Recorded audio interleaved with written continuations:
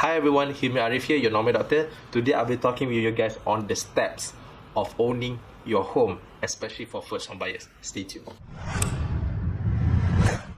I've been asked all the questions, what are the steps to actually go into buying a property? Because I actually put myself in buyer's shoe in a lot of times. So I personally feel connected with these questions, and for that I actually want to make this video to see if this can help in buying your property, especially for first home buyers. There are actually multiple steps on doing this, but for sharing purpose, I would divide this into three main stages. So the first stage is actually preparation. The second one is the buying phase, and the third one is the transfer of title. We go on to the first stage, which is the preparation. So in preparation, there are two main steps. First, which is the pre-qualification. I mean, as a buyer, it's good to know how much can I go for. So there are two simple ways in doing this. One of it is by calculating your DSR. So DSR is actually calculated by commitment that you guys have. For example, your car loans, your credit card loans or ASB loan, and then add this into the house that you actually want to buy. For example, you're going to pay about 1,500 for this house, so add that in, and over your net income times all this by 100, and you get the percentage of your DSR. Most of the time, most banks won't accept if your DSR is over 70%. So the next one is actually finding your desired home. So after you qualify yourself, for example, simple qualification is by DSR.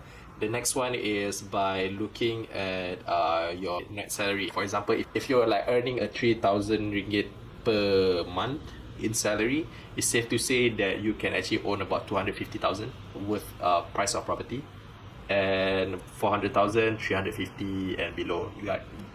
That's a simple way to like look on how much of a property price that you can own. The next step is actually finding your desired home. So this is actually a part of the preparation phase as well, where you find your desired home is within your means that I have talked about previously. The thing about investment is that I don't believe anyone should be having a hard time in paying their investment.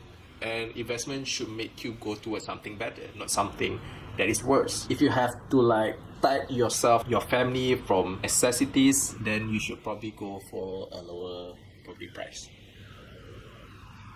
And it doesn't matter what other people say, because investment is for you to progress. The first house that you get, you progress to the next one, you progress to the next one, you progress to the next one. Either you rent it out or you sell it, you progress to the next one. That's what you want to be at, progressing. Let's go on to the next one, which is the buying phase. So you find your desired home, you pre-qualify yourself, whether with banks or whether simple pre-qualification. So you decided that I actually want to buy this project in let's say Setia Alam, for example, or a landed house in Rawang. This is where the booking actually differs, because the booking can be down to 0% or up to 3%. 0% meaning zero entry fees. So why do I say this? Alright, so it depends really on whether you are buying a project which is under construction properties, or a sub-sale property which is already a completed property. In which case, sub-sale, most likely you will have to pay a booking fee of about 3%.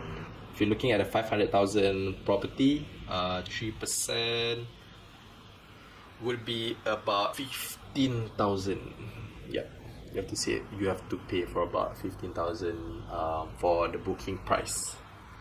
However, for projects or under construction properties, so I'm not sure how many times I've repeated myself on this, but the projects that I'm working on in Setia Alam, the developers are actually giving our clients 20% rebate, in which that the 10% for the SPA signing, like 3% booking, 7% on SMP signing, right? So these 10% are actually already covered, already offset. And because we are giving 20% rebate, we still owe you another 10%, right? So another 10%, you can actually reduce your loan amount, or you can actually get the 10% cashback. In this case, about 65,000. You can actually use that for renovation or for your monthly payment later, monthly installment for your house. Only if you are interested, you can actually just click on the link that I'm going to put below. There are two links.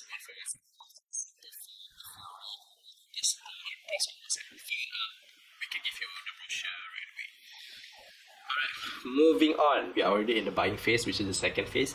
You already put your booking. Now, what happens next? So what happens next is that agent will prepare a booking form for you, and we'll submit it to the banker. I'm just telling you now so that you can prepare beforehand. So what do bankers need? Bankers need your IC. If you buy with under two names, your IC and the other person IC, then you will also need your payslip. If you earning a regular amount every month, then you'll probably need the latest 3 months of your payslip. If, however, you are like me, self-employed or business, bankers usually need about 6 months, 6 months of payslip. And then we need we need the bank statements, and they also need fourth one, EPF statement, fifth one, employment letter, and there's actually sixth one for me. Personally, there's a sixth one, which is I classify them as others. So these others meaning that anything that can help you in gaining a good indication that you can actually pay for the property. So what are those? If you have ASB, then give up your ASB as well. If you have tabung haji, give out your tabung haji statements. And if you have like FD or any other investment that you're already putting on, take a statement out of it, meet your agent, meet your bankers or previous bankers or whatever. Take the statement out of it and include that documents that are needed to send to the banker, which is on others. Helps you a lot in gaining the upper hand to negotiate for a better interest rate. Moving on, the next step is actually on SPA signing, or also called SMP signing. Sign and purchase agreement within about 2 weeks lah. Usually about 2 weeks, yeah. Alright, so usually on this case for sub-sale, you usually need about another 7%. Because you already paid the 3%, right? So you're gonna pay about another 7% to fill up that 10%. So usually for 500,000 for property, for example, I would suggest my clients to prepare about 15 to 18% of the property price. If you haven't seen on the calculation on why, what is the difference between project or under construction and a sub-sale, which is completed property, me and Vin actually done 2 videos on this previously. So I'll leave on the link to our YouTube channel if you want to see it on YouTube, or you can go to our page as well. Just as a sharing purpose, I will share with you guys, if for example, if you're buying a 500,000 property, I will prepare, let's just say about 16%. Okay, so we would have to prepare about 80,000. Why 50,000? You would use we would need to use on our down payment, the booking fee 3%, another 7% on SMP signing, and another 30,000 to pay the loan stamp duty, the legal stamp duty, the lawyer's fee, and also banker's fee. That is where projects or under construction property differs, because we in at least in the project that I'm working in, the developers also cover banker's fee, lawyer fee, legal stamp duty, and also loan stamp duty. All this process will usually take about 1 to 3 weeks, and sometimes up to 1 month, depending on the bankers, lawyers, and some cases where they are a bit complicated. Usually, for example, in most cases, you actually deal with the agent, and then with the agent's contact, they actually have the bankers and also the lawyers to help you with all this process. So that is why getting a good agent with good contacts and good work ethic actually helps. For example, if you're getting an agent like me, chances are, if you are watching this video for previous client, actually trust us enough so that they actually share this video with you. Or is that our marketing and our contact reach is good enough that you actually saw this before prior to knowing me. Moving on, sharing, keep me focused. Moving on, the next stage, the third stage, which is transfer of title. For projects, usually this will be done a few months after acquiring the key. So you get the key, you have a look, sometimes you can even stay already, and then 4 months after that, the lawyer will come where you have to actually pay for your transfer of title. From master title into either strata title or individual title. Most of the time, individual title is for landed property and strata title for high rise. However, the trend has been changing currently, that we also have landed strata title as well. And I will not cover in detail here. You can either PM me to know more about it, or I will talk in another videos in detail of the difference between a strata title and individual title. For sub-sale or completed property, this will be done by the lawyers as well.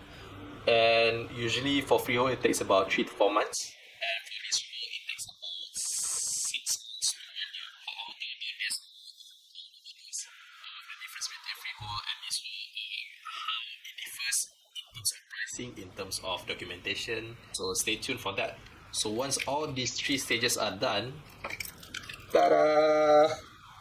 You get to own your first property, your dream house that you actually really wanted.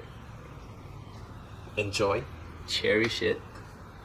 I know this process are actually very tough for us to own a house. It all looks very lengthy, and I hope that what I've shared, making it into a chunk of 3 different stages, can help you a lot in owning your property. And if we from VM have helped you in this process, starting from choosing your property, choosing your banker, choosing your agents, or any of this property, like out of the 3 stages, or maybe all 3, just know that all we wanted is actually for you to get the right investment. And again, we from VM hope that you'll cherish this with your loved ones, with your family as much as possible, because you deserve it. Until the next video, and until we work together again, Norman Doctor VM out. Thank you.